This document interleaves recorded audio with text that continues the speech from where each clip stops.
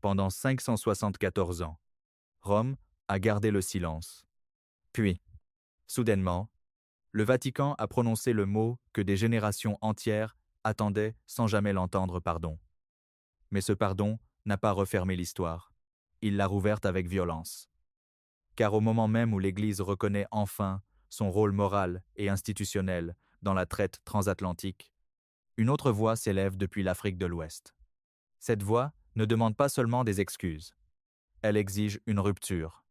Elle exige que l'Afrique cesse d'être traitée comme une terre de mémoire douloureuse, mais aussi comme une réserve de ressources disponibles pour les puissances extérieures. Cette voix, c'est celle d'Ibrahim Traoré. Et c'est là que le choc devient politique. Le Vatican regarde le passé. Ibrahim Traoré regarde les structures qui prolongent ce passé dans le présent. D'un côté, une institution ancienne reconnaît que des textes religieux ont servi à justifier la capture, la soumission et l'exploitation des peuples africains. De l'autre, le dirigeant burkinabé affirme que la souveraineté africaine ne peut plus dépendre de la compassion des anciens empires. La question devient donc brûlante: que vaut une excuse si les mécanismes économiques, diplomatiques et financiers n'ont pas réellement changé? Car l'esclavage n'a pas seulement arraché des corps, il a construit des fortunes, il a bâti des institutions, il a modelé une hiérarchie mondiale où l'Afrique devait fournir la main-d'œuvre hier, puis l'or, les cobaltes, l'uranium et les marchés, aujourd'hui. Ibrahim Traoré comprend ce lien. Sa stratégie consiste à déplacer le débat. Il ne laisse pas la discussion enfermée dans la morale. Il la ramène vers le pouvoir. Qui contrôle les ressources? Qui décide des alliances? Qui écrit l'histoire africaine? Qui profite encore de l'ancien ordre mondial? C'est cette posture qui inquiète ses adversaires. Pour eux, un dirigeant africain peut dénoncer le passé, tant qu'il ne touche pas aux intérêts du présent. Mais lorsque Traoré parle de souveraineté réelle, de contrôle national et de rupture avec les dépendances, la mémoire devient une arme politique. Voilà pourquoi cette excuse du Vatican dépasse largement Rome. Elle devient le miroir d'un monde ancien qui tente de se purifier par les mots, pendant qu'une nouvelle génération africaine exige des actes. Et, au centre de cette tension, Ibrahim Traoré apparaît comme un symbole de confrontation directe entre la repentance occidentale et la souveraineté africaine. Pour comprendre pourquoi cette confrontation prend aujourd'hui une telle ampleur, il faut revenir au champ de force qui entoure le Burkina Faso. Les Vatican, les anciennes puissances et la bataille mondiale pour la mémoire. Pour comprendre pourquoi les paroles du Vatican résonnent aujourd'hui avec une telle intensité, il faut regarder bien au-delà de la simple déclaration officielle. Derrière l'excuse historique se cache une réalité beaucoup plus vaste, une bataille mondiale autour de la mémoire, du pouvoir et de la souveraineté. Pendant des siècles, les puissances occidentales ont raconté l'histoire de l'esclavage selon leurs propres termes. Elles ont reconnu certaines fautes, commémoré certaines tragédies et enseigné certains chapitres. Mais elles ont souvent évité une question fondamentale: quelles structures héritées de cette époque continuent encore d'influencer le monde moderne? C'est précisément sur ce terrain qu'Ibrahim Traoré a construit une partie importante de son discours politique. Depuis son arrivée au pouvoir au Burkina Faso, il ne présente pas les difficultés africaines comme des accidents isolés. Il les relie à une histoire beaucoup plus longue. Une histoire où les ressources quittent le continent, tandis que les centres de décision demeurent ailleurs. Une histoire où l'Afrique fournit la matière première, mais ne contrôle pas toujours la richesse produite. Cette lecture séduit une partie croissante de la jeunesse africaine. Pour beaucoup de jeunes, les débats sur l'esclavage ne concernent pas uniquement le passé. Ils concernent aussi le présent. Ils voient des pays riches, en minerais, rester confrontés à la pauvreté. Ils observent des économies dépendantes de partenaires extérieurs. Ils constatent que certaines décisions stratégiques sont encore fortement influencées par des acteurs étrangers. Dans ce contexte, les excuses du Vatican prennent une dimension inattendue. Elles apparaissent comme une reconnaissance tardive d'un système dont les conséquences dépassent largement le cadre religieux. Car, lorsque les papes du XVe siècle accordaient leur bénédiction aux conquêtes coloniales, ils ne participaient pas seulement à une aventure spirituelle. Il contribuait à légitimer un ordre mondial qui allait remodeler les équilibres économiques de plusieurs continents. Les générations ont changé, les empires se sont transformés, les drapeaux ont été remplacés. Pourtant, le débat sur l'héritage de cet ordre n'a jamais disparu. C'est là que la position d'Ibrahim Traoré devient particulièrement importante. Contrairement à de nombreux dirigeants qui concentrent leur discours sur l'aide internationale ou la coopération traditionnelle, il met l'accent sur l'autonomie. Son message repose sur une idée simple. Aucune nation ne peut construire une souveraineté durable si elle dépend constamment des décisions prises ailleurs.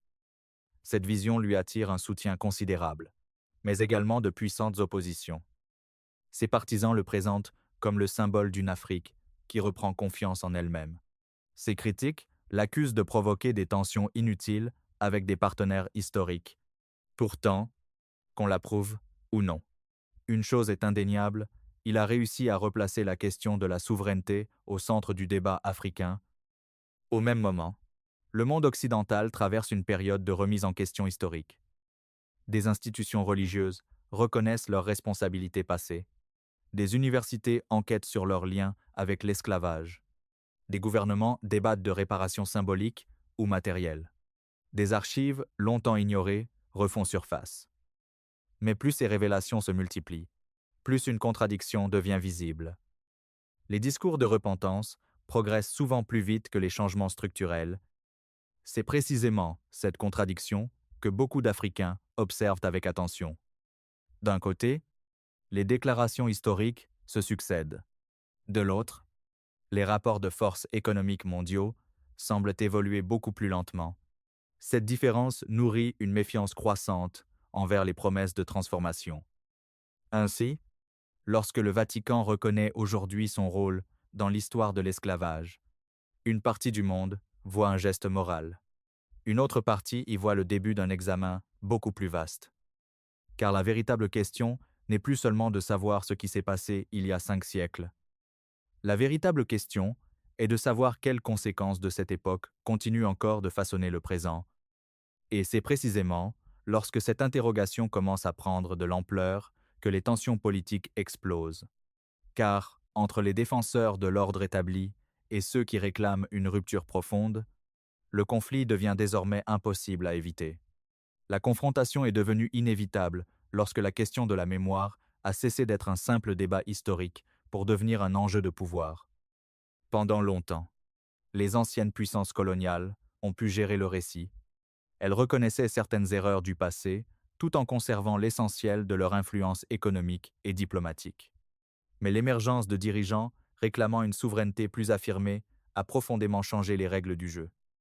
Ibrahim Traoré est apparu dans ce contexte comme un facteur de rupture. Son discours ne se limite pas à dénoncer l'histoire coloniale. Il cherche à établir un lien direct entre les dépendances du passé et les rapports de force actuels. Cette approche modifie radicalement la nature du débat. Dès lors, la question n'est plus seulement de savoir qui a commis des injustices autrefois.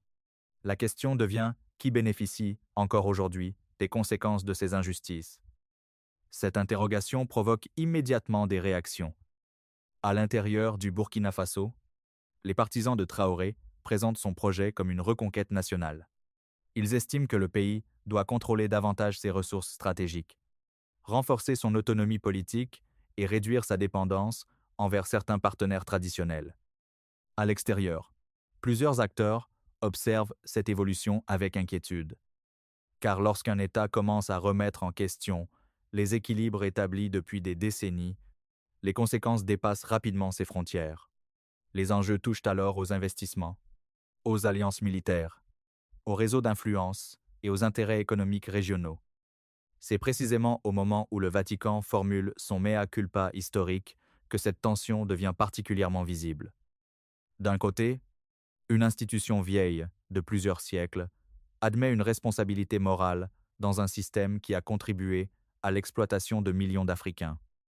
De l'autre, des dirigeants africains affirment que la reconnaissance morale ne peut pas constituer la dernière étape du processus. Pour eux, l'histoire n'est pas seulement une question de mémoire, elle est aussi une question de conséquences. Et c'est là que le conflit prend une dimension internationale.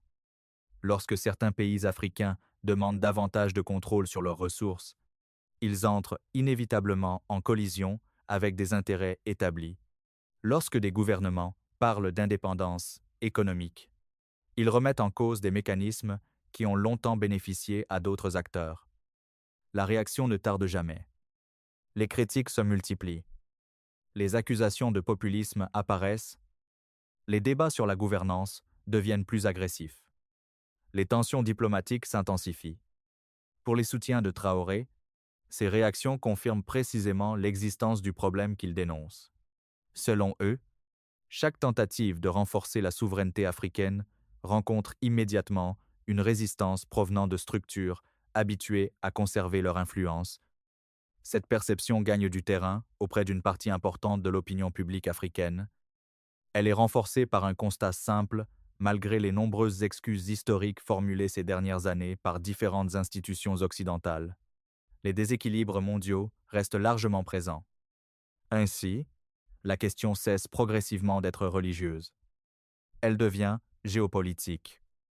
Le débat ne porte plus seulement sur les fautes du passé, mais sur la capacité des nations africaines à définir elles-mêmes leur avenir. Et tandis que cette confrontation s'intensifie, une autre question commence à émerger. Si les anciennes structures de domination sont toujours visibles sous différentes formes, quelle stratégie permet réellement de les affaiblir? C'est précisément à ce moment que la méthode d'Ibrahim Traoré devient le centre de toutes les attentions, car derrière les discours, derrière les symboles et derrière les affrontements diplomatiques, se cache une stratégie beaucoup plus profonde dont les objectifs dépassent largement les frontières du Burkina Faso. Ce qui distingue Ibrahim Traoré de nombreux dirigeants africains contemporains n'est pas uniquement son discours sur la souveraineté, c'est la manière dont il transforme cette idée en stratégie politique. Pour comprendre cette stratégie, il faut d'abord saisir une réalité fondamentale. Depuis plusieurs décennies, de nombreux États africains ont tenté d'obtenir davantage d'autonomie tout en conservant les mêmes structures économiques, les mêmes dépendances financières et les mêmes équilibres diplomatiques. Les résultats ont souvent été limités. Les gouvernements changeaient, mais les mécanismes de pouvoir restaient largement identiques. Traoré semble partir d'un constat différent. Selon cette logique, un pays ne peut pas devenir réellement souverain s'il continue à dépendre des centres de décision extérieurs pour ses ressources stratégiques, sa sécurité ou ses orientations économiques. La souveraineté ne doit donc pas être un slogan. Elle doit devenir un instrument concret. C'est pourquoi son discours insiste régulièrement sur la maîtrise des richesses nationales. Dans son analyse, la question des ressources naturelles occupe une place centrale.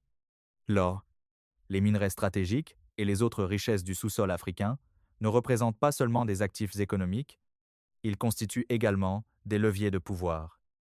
Pendant longtemps, de nombreux pays exportaient leurs matières premières tout en important une grande partie de la valeur ajoutée créée à partir de celles-ci. Cette situation a contribué à maintenir certaines dépendances structurelles. Traoré cherche à remettre ce modèle en question. Cette orientation lui permet de construire un récit politique puissant.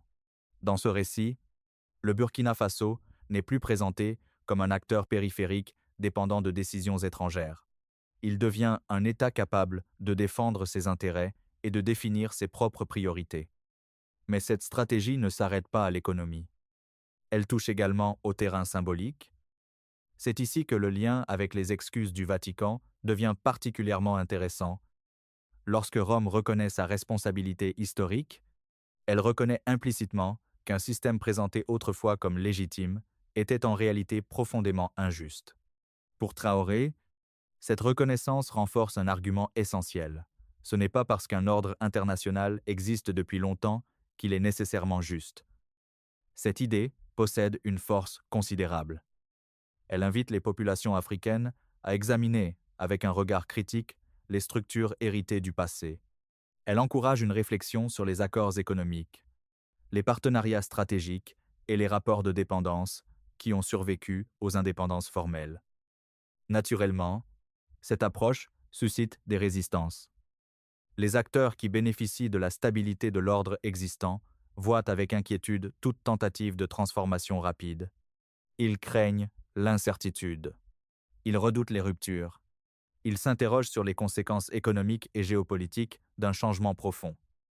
Mais pour les partisans de Traoré, le véritable risque consiste précisément à ne rien changer. Selon eux, maintenir les mêmes mécanismes reviendrait à prolonger indéfiniment les déséquilibres hérités de plusieurs siècles d'histoire. Cette divergence explique pourquoi Ibrahim Traoré est devenu bien plus qu'un simple dirigeant national. Pour certains, il représente l'espoir d'une Afrique plus indépendante. Pour d'autres, il incarne un défi lancé à des structures internationales, établies depuis longtemps, et c'est précisément cette dimension qui donne à son action une portée dépassant largement les frontières du Burkina Faso. Car si sa stratégie réussit, elle pourrait inspirer d'autres pays à suivre une trajectoire similaire. Si elle échoue, ses adversaires l'utiliseront comme preuve que la rupture avec l'ordre existant est impossible. Ainsi, derrière chaque décision, derrière chaque discours et derrière chaque confrontation diplomatique, se joue une bataille beaucoup plus vaste. Une bataille portant sur la définition même de la souveraineté au XXIe siècle. Et tandis que cette bataille s'intensifie, une question devient incontournable. Quelles seront les conséquences de cette confrontation pour l'Afrique, pour les anciennes puissances occidentales et pour l'équilibre politique mondial des années à venir? À mesure que le débat s'élargit, les conséquences dépassent désormais le cadre du Burkina Faso et même celui de l'Afrique. Ce qui est en train de se jouer touche directement à la manière dont le monde interprète son passé et construit son avenir. Pendant longtemps, les anciennes puissances occidentales ont conservé un avantage considérable grâce à leur poids économique, financier et institutionnel. Même après la fin officielle des empires coloniaux, une grande partie des mécanismes d'influence a continué à fonctionner sous d'autres formes. C'est précisément cette continuité qu'une nouvelle génération de dirigeants africains cherche à remettre en question. Dans cette dynamique, Ibrahim Traoré occupe une place particulière. Son influence ne repose pas uniquement sur les décisions prises au Burkina Faso, elle repose également sur ce qu'il représente dans l'imaginaire collectif de nombreux Africains. Pour une partie de la jeunesse du continent, il symbolise l'idée qu'un État africain peut parler d'égal à égal avec les grandes puissances sans rechercher constamment leur approbation. Cette perception explique pourquoi chacun de ses discours est observé bien au-delà de ses frontières nationales. Elle explique également pourquoi les réactions qu'il suscite sont souvent aussi fortes. Car lorsque la souveraineté devient le thème central du débat, plusieurs questions sensibles apparaissent immédiatement. Qui contrôle les ressources stratégiques? Qui bénéficie des richesses produites sur le continent? Qui fixe les règles du commerce international? Qui détient l'influence sur les institutions financières mondiales? Ces interrogations ne concernent pas uniquement le Burkina Faso. Elles concernent l'ensemble du système international. C'est dans ce contexte que l'excuse du Vatican prend une signification nouvelle. Si une institution vieille de plusieurs siècles reconnaît aujourd'hui avoir contribué à légitimer un système injuste, cela renforce indirectement la légitimité de ceux qui demandent une réévaluation plus large des héritages historiques. Mais cette dynamique crée également une inquiétude croissante parmi les défenseurs de l'ordre établi, car reconnaître une responsabilité morale est une chose. Accepter des conséquences politiques, économiques ou juridiques en est une autre. C'est pourquoi les débats sur les réparations, la restitution du patrimoine culturel africain, la réforme des relations économiques internationales ou la redistribution des bénéfices issus de certaines ressources deviennent de plus en plus visibles. Pour l'instant, aucune réponse définitive n'existe. Les grandes puissances continuent de défendre leurs intérêts. Les institutions internationales cherchent à préserver leur stabilité. Les gouvernements africains poursuivent des stratégies parfois différentes, parfois contradictoires. Pourtant, une évolution semble déjà irréversible. La question de la souveraineté africaine n'est plus marginale. Elle est devenue centrale. Et cette transformation modifie progressivement les équilibres mondiaux.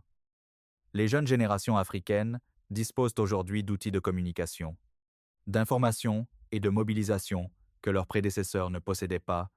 Elles peuvent comparer les discours aux réalités. Elles peuvent confronter les promesses aux résultats. Elles peuvent également construire leur propre récit sans dépendre entièrement des centres médiatiques traditionnels. C'est précisément ce changement qui rend la période actuelle si importante. Le débat n'oppose plus simplement le passé au présent. Il oppose deux visions de l'avenir. La première considère que les excuses historiques constituent une étape suffisante vers la réconciliation. La seconde estime que les excuses n'ont de valeur que si elles s'accompagnent d'une transformation réelle des rapports de force. Entre ces deux visions se trouve Ibrahim Traoré. Pour ses soutiens, il représente l'incarnation d'une Afrique qui refuse désormais d'attendre la validation extérieure pour définir son destin. Pour ses adversaires, il représente un facteur d'instabilité susceptible de remettre en cause des équilibres internationaux construits depuis des décennies. Quelle que soit l'interprétation retenue, une chose devient évidente. Le débat ouvert par les excuses du Vatican ne concerne plus seulement l'histoire. Il concerne désormais la configuration du monde de demain. Et c'est précisément ce qui rend la conclusion de cette histoire encore plus importante que son commencement. Les empires tombent rarement en une seule journée. Ils s'effritent lentement, souvent au moment où ils commencent enfin à reconnaître les vérités qu'ils avaient longtemps refusé de regarder en face. L'excuse historique du Vatican restera sans doute comme l'un des événements symboliques les plus marquants de notre époque. Pour la première fois, l'une des institutions les plus anciennes et les plus influentes du monde a reconnu publiquement son implication dans un système qui a contribué à bouleverser le destin de millions d'Africains. Mais l'importance de cet événement ne réside pas uniquement dans les mots prononcés. Elle réside dans les questions que ces mots ont déclenchées.